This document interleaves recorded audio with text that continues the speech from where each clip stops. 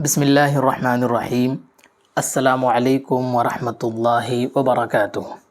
قرآن کا مدرسہ YouTube channel میں آپ سبھی کا خوش آمدید۔ اللہ رب العالمین کے فضل و کرم سے ہم مخارج کے سفر میں دھیرے دھیرے آگے بڑھ رہے ہیں۔ آج ہم طا سے کاف تک کے 7 حروف سیکھیں گے انشاءاللہ۔ ان میں کچھ حروف ایسے ہیں جو پچھلے حروف سے ملتے جلتے ہیں، یعنی ان کے مخارج کی جگہ اور آواز قریب قریب ہے، اس لیے ان کا فرق سمجھنا بہت زیادہ ضروری ہے۔ آپ سے ادباً گزارش ہے کہ آپ پہلے پچھلی ویڈیوز کو دیکھ لیں تاکہ ہمیں یہ ویڈیو سمجھنے میں آسانی ہو۔ پہلا حرف ہے طا۔ یہ مخرج تو وہی ہے جو تا کا ہے، یعنی زبان کی نوک اوپر کے دانتوں کی جڑ سے لگے تو طا ادا ہوتا ہے، لیکن اسے ہمیشہ پر پڑھا جاتا ہے اور یہ طا۔ دوسرا حرف ہے ظا۔ جس طرح ہم نے ذال کو نرمی سے پڑھا تھا، اسی طرح ظا کو بھی زبان کی نوک دانتوں کے کنارے پر لگا کر نرمی سے ادا کریں گے، لیکن اسے بہت موٹا پڑھا جاتا ہے اور یہ حروف مستعلیہ میں سے ہے۔ وا۔ تیسرا حرف ہے عین۔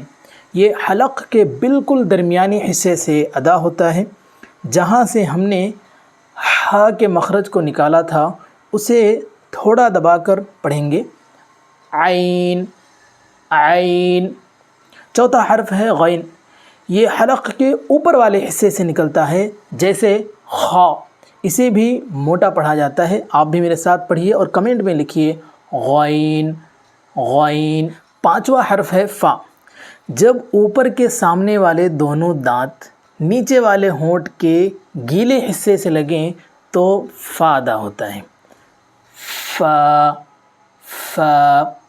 چھٹا حرف ہے قاف۔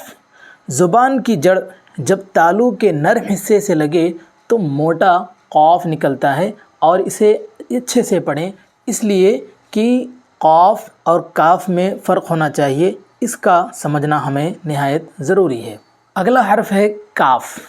قاف کے مخرج سے ذرا سا آگے منہ کی طرف سے باریک حصے سے نکالنا، یہ کاف ہے، وہاں سے کاف نکلتا ہے۔ اسے قاف اور کاف میں فرق کر کے پڑھیں۔ ہم اپنی ویڈیو کو یہیں پر ختم کرتے ہیں۔ آج کے سبق میں ہم نے موٹے اور باریک حروف کا فرق دیکھا، ان کی بار بار ہمیں مشق کرنا ہے تاکہ تلاوت میں غلطی نہ ہونے پائے۔ اللہ رب العالمین ہم سب کو نیک عمل کی توفیق دے، اور ہم جو کچھ سیکھتے ہیں ہمیں اس پر عمل کرنے کی توفیق عطا فرمائے، اور اس ویڈیو کے ذریعے سے ہم اپنے قرآن کی صحیح تلاوت کر سکیں۔ آمین۔ السلام علیکم ورحمۃ اللہ وبرکاتہ۔